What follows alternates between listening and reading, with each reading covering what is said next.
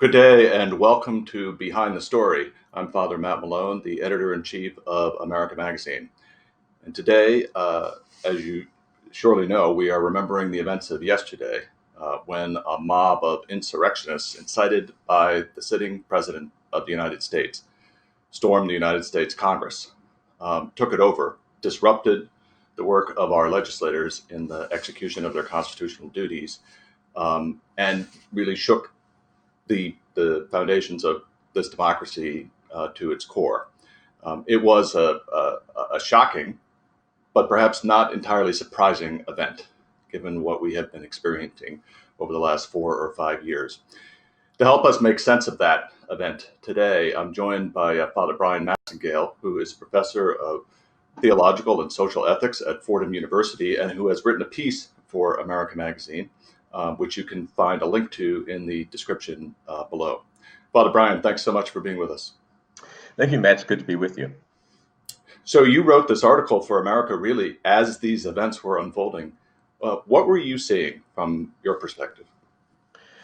Well, when I was turned on the TV, because I got a text message saying, "Are you watching this?" And I said, "Watching what?" Because I fully expected from all the press reports that there would be kind of a routine kind of objection, which isn't very routine because it never happened before, but something that would be kind of non-eventful.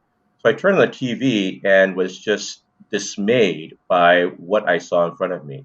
I saw images of the Capitol being absolutely overrun by rioters. We can't really call them protesters because they were not exercising the peaceful right of assembly that we all enjoy by the Constitution.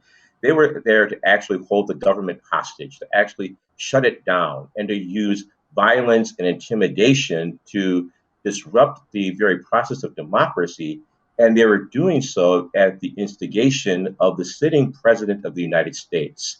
As I was watching these events unfold, I was chilled, I was angry, um, deeply dismayed, and the piece that I wrote for America actually flowed out of that deep anger. And part of me was second guessing myself, like, should I be writing this in real time when I'm not even processing my own anger?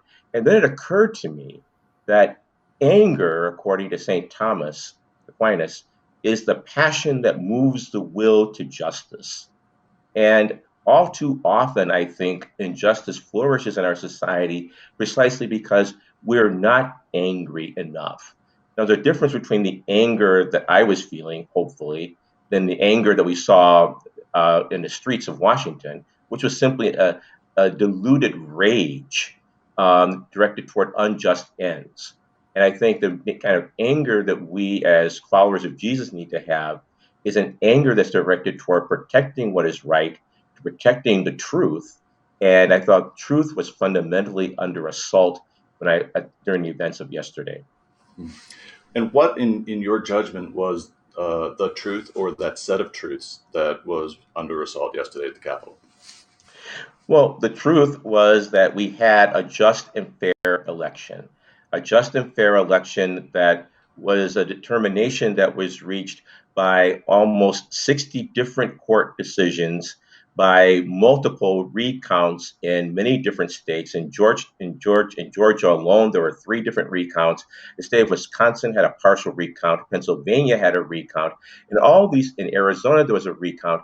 In all of these administrative and judicial processes, there was no evidence whatsoever of there being widespread fraud or anything that was widespread illegitimate.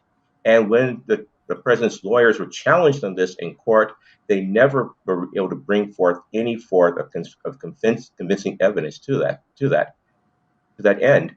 And so I saw that the truth was that our democracy was being hijacked, that this election was illegitimate, that we had to somehow save the country from something that was nefarious. And that truth was that lie is something that's absolutely poisonous to democracy. And to put it in Catholic terms, it's profoundly injurious to the common good. This is the reason why I quoted Pope John Paul II in my article, where he says that truth is the mother, the basis, and the foundation of justice. And I think what we're finding out through the events of yesterday is that truth matters and rhetoric matters. And we cannot have a just society if people are unwilling to acknowledge the truth, even when that truth is one that is unpopular or one that's undesirable for them. Now, like you, I was also shocked and appalled by what I was seeing, but there was part of me too that wasn't entirely surprised, right? Mm-hmm. And that has something to do with what I understand to be the deeper truth, which is the reality of the human condition, and as it exists in this country from my limited perspective. But you also spoke in your piece about seeing a deeper truth at play here in these events. Absolutely. Um, if I could put this in Ignatian categories, the dynamic of the first week of the exercises of St. Ignatius is that we come to understand ourselves as loved sinners. That we first have this overwhelming understanding of being loved by God in a way that's beyond our desert. And then we're led by that love to examine where in our lives we are blocking God's love or unfaithful to God's love. And so the deeper truth, and this is, with all due respect to President Biden and others who said that yesterday is not who we are as Americans, the deeper truth is that yesterday revealed a deep part of who we are as Americans, that we have a long-standing um, tolerance, at least for the last 4 years, of lies and deceit and hypocrisy and narcissism, and furthermore, we have a long history in the United States of deeply ingrained racial privilege and white racism. And that this president had rode to office on a wave of appealing to white racial resentment and grievance. And that's been the base of his power and his appeal from day one and continuing throughout his presidency. And we saw that yesterday in terms of the composition of the protesters, in terms of their message, in terms of the raw appeal to the violence. All of that is part of who we are as Americans and part of what our political discourse has become. And so, in some ways, it's not surprising what happened. In fact, as I argued in the article, this was the inevitable result of where the last 4 years of demagoguery have gotten us. We actually yesterday in our editorial in America called attention to this phrase, which not only President Biden but several bishops have used, which you also mentioned.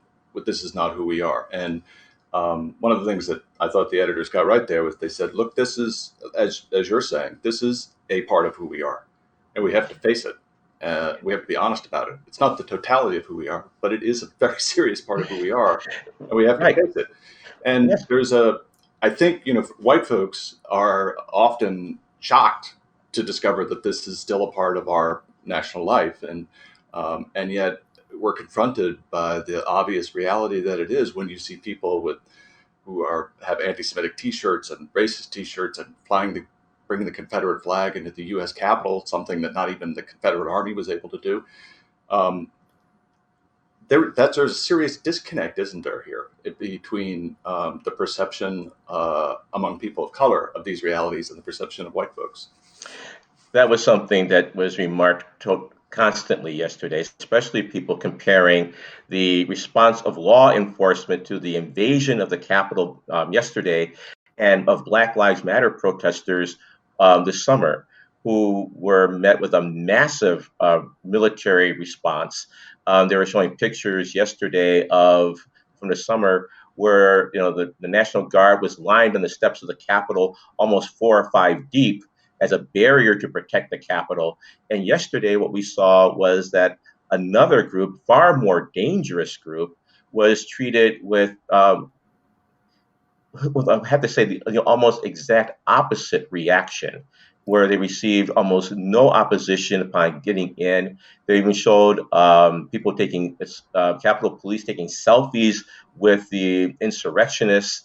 And so many people were saying yesterday, had this been a group of Black or brown insurrectionists, rioters, they would have received and did receive a far different kind of law enforcement response.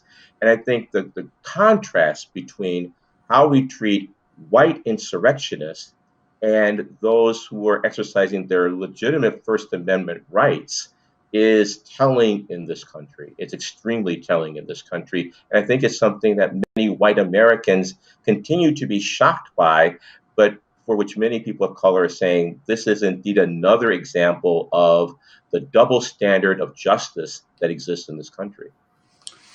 Yeah, I noticed in my conversations and just even brief interactions with my white friends and my family yesterday that we white folks really fail to understand that point that you just made. And I think it's often because we think of racism, racial prejudice as conscious sentiment, as if somebody is standing there in front of the Capitol with their baton saying, "I'm not going to respond to these folks the way I responded to those folks 2 months ago," right? And that's not really what we're talking about here, is it? It's something You deeper know, than that. we're talking about the ways in which people's bodies are framed because of their racial identities. And so when we see a group of black or brown protesters, we immediately associate black skin or darker skin with danger, with threat. And with white people, white skin is framed differently. We're framed to give it the benefit of the doubt. Because after all, these are people who we know, they're like us. And so we're framed to see them as people who are more virtuous or who we presume their best intentions, whereas we wouldn't make that same presumption of innocence with people with darker skin. And I think we saw that. I think we see it also with white folks who are saying, with like you said, these are members of our family. We members of our family who we know support the president or who voted for the president. And so, if we criticize the president or protesters, his protesters or supporters too much, then we're also implicating people that we love. We're implicating our friends. We're implicating our family. And I think that blinds us then to see what's really going on in America. That what's really going on in America is this age old system of white preference, a white preference which is being challenged by the nation's changing demography. And that anxiety is something that the president didn't create, but that he's managed to skillfully exploit and manipulate, and which unfortunately members of the faith community have not been forthright in challenging or naming. Right. So your point is that the president hasn't created the reality of what we might call systemic injustice, but he's cynically benefited from it. Oh, cynically exploiting it and manipulating it. And in this, as I say in the article, it's easy for us to lay all the blame at the president, and indeed he has a significant he just serves significant responsibility. After all, he is the nation's chief executive. However, you have to admit that the president could not have done what he's done without the complicity, the support, the enabling behavior of a whole host of entities, of people who've known of his incompetence but refused to call it out, of people who repeated his lies about a stolen election for their own short-term gain, or those who cynically manipulated this and for their own political advantage, or those who knew what was going on but said they're not going to confront him because they're afraid of a presidential tweet. In other words, there are a whole host of enabling behaviors that enabled the president to do what he did and to be as a destructive a force in our democracy as he has been. And of course, among that army of people who have enabled the president or simply been silent out of fear or self interest, there are a lot of Catholics, right, in that group, and we got to be honest about that too, as one of our questioners uh, asked about. Absolutely. And this to me as a Catholic priest is something that is, I find, the most disturbing and frankly the most infuriating. Um, I remember when President Obama was elected back in 2008, and I happened to be at a meeting at the USCCB headquarters in Washington, D.C. And I overheard a bishop, whom I will not identify now, but who said that Obama's election will be the church's Golgotha, that we're on our road to Calvary because of the election of President Obama. A bishop during Obama's time compared him to Stalin because of his advocacy of the Affordable Care Act. We have never heard bishops in the United States forthrightly criticize the sitting president, the current sitting president, in that kind of apocalyptic terms. Despite the fact that this man throughout his tenure as president, has consistently threatened and undermined every democratic norm by which this country has functioned.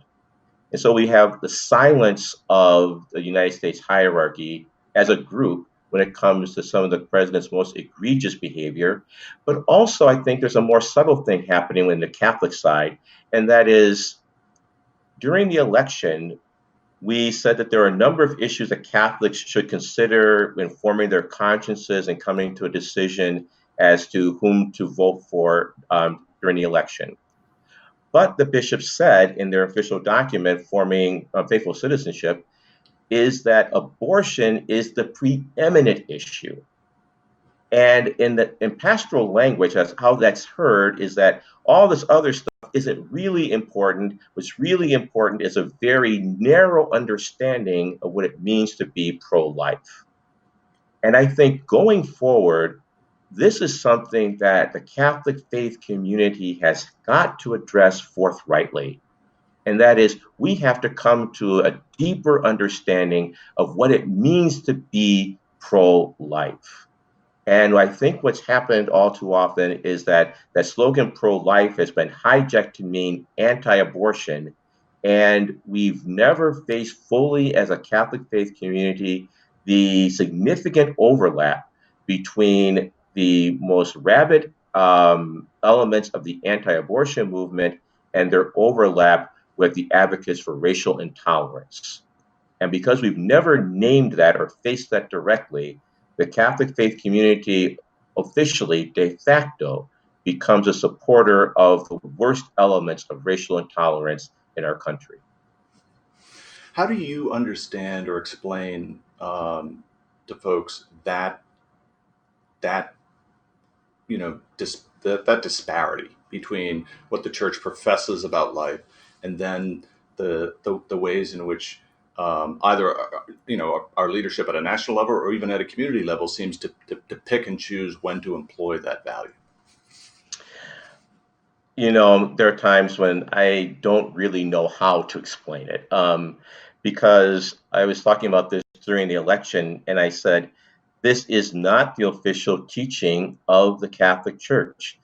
Even beginning with the Declaration Against Procured Abortion issued by the Congregation for the Doctrine of the Faith in 1974, Catholics were called upon to oppose not only the practice of abortion, but also to oppose those practices which make abortion an attractive choice, an attractive option. Every pope since then has expanded our understanding of what it means to be pro-life. St. Pope John Paul II, in his last pastoral visit to the United States, called upon Catholics to be unconditionally pro-life. And by unconditionally pro-life in St. Louis in 1999, he stressed opposition to euthanasia, opposition to the death penalty, and a proactive measure to eradicate, as he said, every form of racism. Racism, when he put explicitly in the context of being what he called, I quote here, unconditionally pro-life. We saw this also with Pope Francis when this summer, and after the killing of George Floyd, he said that it's impossible to turn a blind eye to racism and to claim that we're protecting the sanctity of every human life. And so I really don't understand the disconnect between the teaching of the universal church on these matters, which is quite clear, and the American reception of it by too many bishops, to be frank, and by too many of our clergy. Yeah, I think one of the things that really continually surprised me during the course of the election was the extent to which, in our Catholic conversation in this country, we were acting like if this was any other presidential election, Hmm. and the stakes were not higher. Well, Than yes. actually were. And I think one of the things we need to take more seriously as Catholics in future political discernment, we need to understand that character matters. In previous iterations of the faithful citizenship document, the bishops made that point more clearly, but it seems as with each succeeding document, that point is made, but it's made less clearly and less forthrightly. What we saw here was an almost total blindness to the character of the candidates in favor of a very narrow understanding of where they stood on the issue of life and religious liberty. And we acted as if all we're debating here are policies, and not looking at the fact that we had an admitted, nationalist who is, forthright about. He said, "I am a nationalist," and yet that didn't factor at all in our conversation about the election. And I was like you, I was appalled that that people weren't making that deep connection, that we were simply overlooking the fact of his character. And as long as he stood with us on two very specific issues, everything else could be given a functional pass. And I think, I was also mindful of an additional point, which is that, our institutions, the institutions of our political life, are under assault during this presidency. And the very means through which we adjudicate policies around these values and decide what we're going to do as a country. And I thought to myself, without that, then what does it matter what this president professes his priorities to be? Um, Well, but then I sort of quickly realized we were talking. I was talking to often to a group of people who had an entirely different worldview, information stream, not necessarily different values, because they certainly claim to have the same values, but saw a world that I just didn't see. And what are the resources in our tradition that could help us break through that massive gulf in information, in truth? hmm, that's a really important question and a very painful question, I think. I think that one of the things that we have to understand is that I believe a wiser man than either of us said once, the truth will make you free. And I think that one of the ways that we have as citizens a way of understanding truth is to understand that there's a difference between opinion and fact. I mean, there is such a thing as Catholics, we believe there is objective reality and objective truth. It may not be what we would want it to be, but it is true. And I think one of the things that we suffer from in the Catholic Church is that we're very hesitant to confront our people with painful truths that would make us unpopular. I've said this before about racism, and I said that the Catholic Church's biggest failure when it comes to confronting the sin of racism is that we always want to tailor our presentation of the church's message and our presentation of social reality in ways that will not make white people uncomfortable. And I think that we saw this also in terms of our political discernment, that we don't want to forthrightly criticize the president because we don't want to be seen as partisan. But we have to draw a distinction between saying, no, we're not criticizing him because he's a Republican.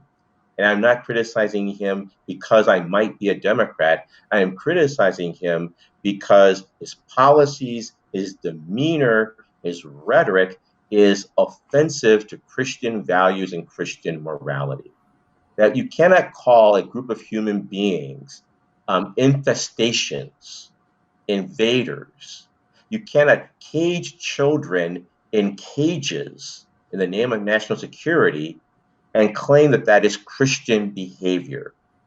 And I think that one of the things we need to do, and frankly, I think we have to do a lot of remedial education of clergy and catechists is to teach our clergy and catechists how do we help our people to form a social conscience. A social conscience isn't one that's a partisan reality, but it's one that says that when we come to making decisions about our common life together, those decisions need to be informed by the gospel and not by our political party or political allegiance. And that's not a radical Fordham University professor saying that. That's from the compendium of the social doctrine of the Catholic Church, where Right. it teaches us that every political party and every political allegiance needs to be a critical one. And that we, at the very least, we have to be forthrightly critical and even condemning of the kind of conflation we saw yesterday in Washington, D.C., where we had people holding a Trump banner in one hand and a cross in the other. And we say, no, these are not equal realities. These are not equal realities, and that we always must subject every political leader and every political product policy, whether it's Donald Trump or Joseph Biden, to the light of the gospel. And one of the challenges that I see in the church's public witness over the last few years is, and I suspect you'll agree with this, that the way in which we talk about forming consciences is overly legalistic, as if Mm. we are weighing a series of laws and which law is Mhm. more important, and we're making a calculation based on a series of propositions. There's a deeply spiritual dimension to that process of forming conscience, and one of our readers alludes to this when he asks about you, when you feel that anger, the kind of anger that you were talking about this morning in reaction to these events, that can get in the way of forming your conscience. But or it can lead to the formation of your conscience. So how do you tell the Absolutely. difference between that righteous anger and that anger that that um, that doesn't lead us in the direction we want to go? Okay. Um, I always appeal to St. Thomas Aquinas. And I realize I'm talking to a Jesuit, and St. Ignatius also has a lot to say about the discernment of spirits, which I'll get to in just a moment. But at least in terms of anger, St. Thomas Aquinas teaches that we can incur the sin of anger in one of three ways. The first is what he says is by inappropriate object, which is a kind of misdirected anger. A classic case would be where I'm angry at a spouse or a significant other, and I take it take it out on my coworkers at work.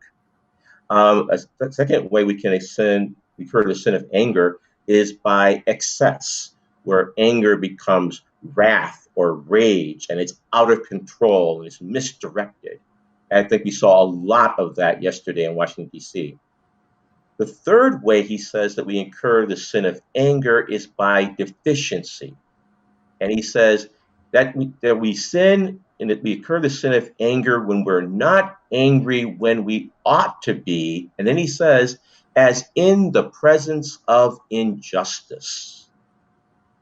Because anger is the passion that moves the will to justice. And so I think that he gives us a very healthy way of discerning when anger is appropriate and necessary, and when it's destructive and wrathful, and when it doesn't lead us, when it's not a manifestation of what Ignatius would call the good spirit.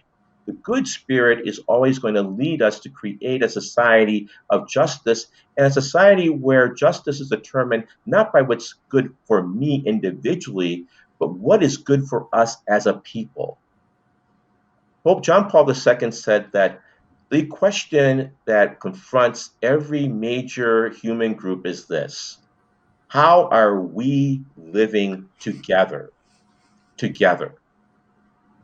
And I think that's a question that we need to ask ourselves as US citizens and as US Catholics, far more forthrightly than we have before. How are we living together? What is the shape of our common life?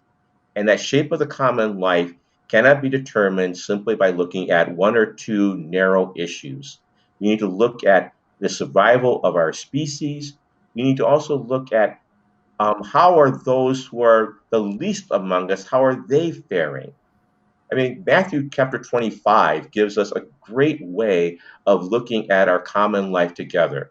How are the hungry being treated? How are the naked being clothed? How are the strangers being welcomed? How are the imprisoned among us being treated? Because Jesus tells us that's the acid test of our discipleship. That's the acid test of our following of Jesus. How do we treat Jesus, as Mother Teresa of Calcutta would say, who comes in the distressing disguise of the poor? And in our political discourse, at least this past election, I didn't hear a whole lot of conversation about the poor except as scapegoats. And that is antithetical to our Christian belief. So that, I mean, I think that that's a really great, that's very helpful. And that question, how are we living together? What is the common life that is our reality, and the common life that we envision is a really helpful framing device. And in light of that, what is it that we can do at a practical level in the near term or over the long haul? Hmm. What can our readers do in their individual lives to help bring change around these realities? Okay. Um, One, I think, is that we need to be honest about um, what we got wrong in our analysis or in our approach to the current president. I think we need to have a long, serious look as a faith community about where did we go wrong here? What did we miss? Or what were we turning a blind eye to? What didn't we want to face that was there all along but was inconvenient for us to see? I think in your editorial of yesterday, you used the word repentance. And I think repentance is a key word going forward. We have to be honest about how we got this wrong and be honest about the voices in our community that got it right that we chose not to listen to, and why didn't we listen to them. I think that we also have to be honest going forward that white nationalism, we also call Trumpism, is not going to disappear after January 20th. That the anger, the rage, the